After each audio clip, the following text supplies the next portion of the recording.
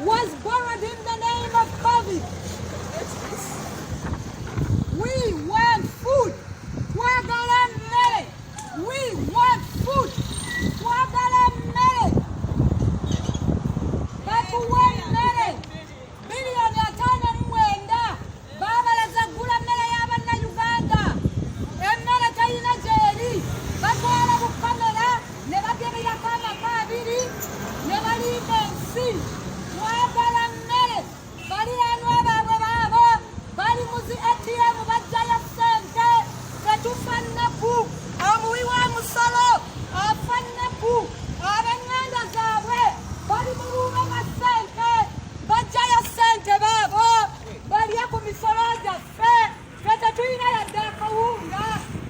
want food.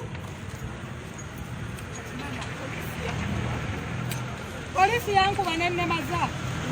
Nenzi jamu nabana. Omwaka ngumaze wakasikola. Nze lockdown yange njimaze mu mwaka.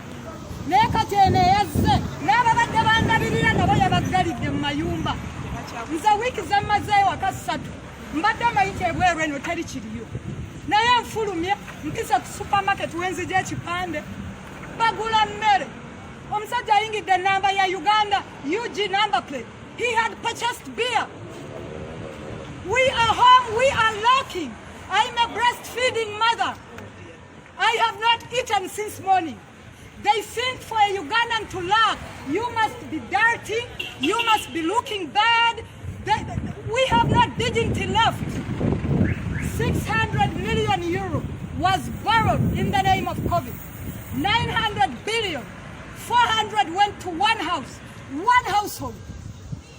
I don't have 10,000 to buy my baby's milk. And I'm a taxpayer. In January, I paid money to KCCA. When I walked a long distance. As I walked here, a fleet of their vehicles passed by. I gave them a hand to give me a meal.